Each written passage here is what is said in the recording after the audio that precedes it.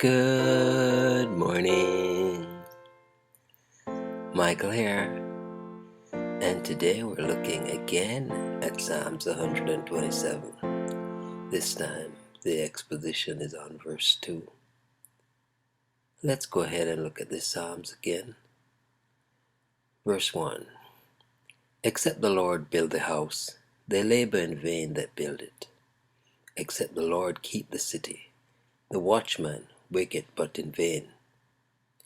It is vain for you to rise up early, to sit up late, to eat the bread of sorrows. For so he giveth his beloved sleep. Lo, children are an heritage of the Lord, and the fruit of the womb is his reward. As arrows are in the hand of a mighty man, so are children of the youth. Happy is the man that hath his quiver full of them. They shall not be ashamed, but they shall speak with the enemies in the gate.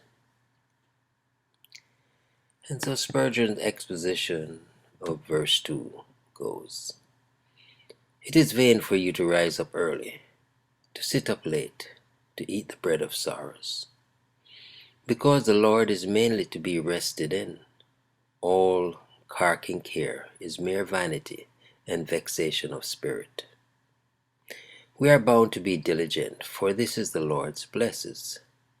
We ought not to be anxious, for that dishonors the Lord, and can never secure his favor. Some deny themselves needful rest. The morning sees them rise before they are rested.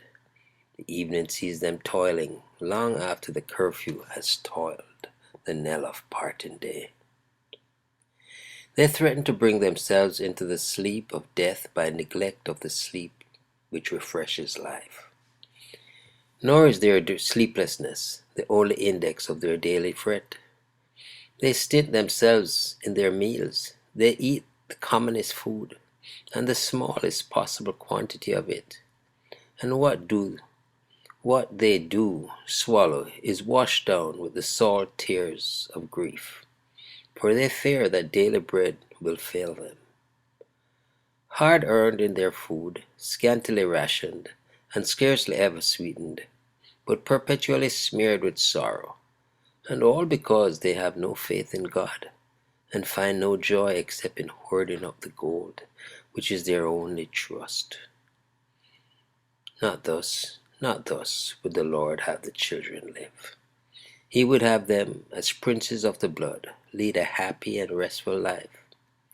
Let them take a fair measure of rest and a due portion of food, for it is for their health. Of course, the true believer will never be lazy or extravagant. If he would be, he will have to suffer for it. But he will not think it needful nor right to be worried and miserly. Faith brings calm with it, and banishes the disturbers, who both by day and by night murder peace. For so giveth his beloved sleep.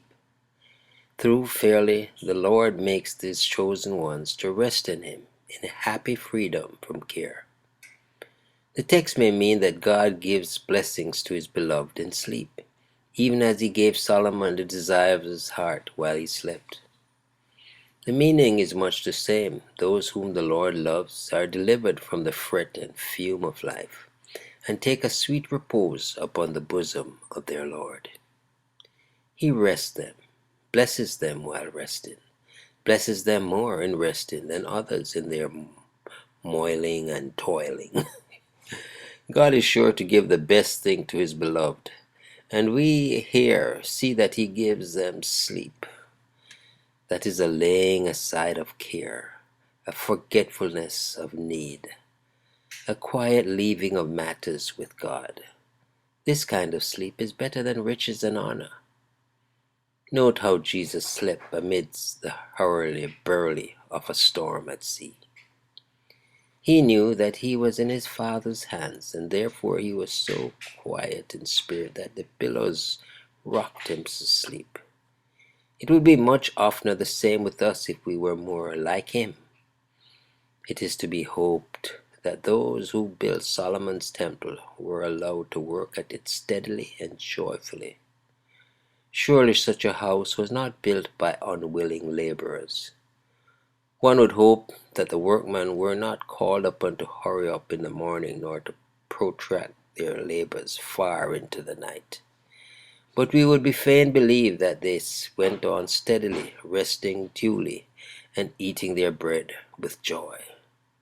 So at least should the spiritual temple be erected, though, truth to tell, the work upon its walls are all too apt to grow cumbered with such serrying, all too ready to forget their Lord, and to dream that the building is to be done by themselves alone.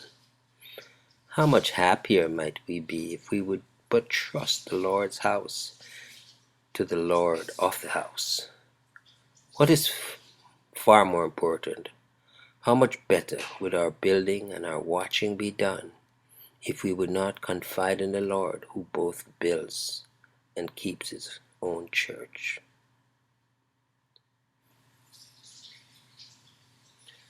Well, blessed be the reading of the word. Psalms 127, so beautiful, and the exposition, so enlightening. God be praised. Michael here declaring, Jesus is Lord. Until next time, be blessed.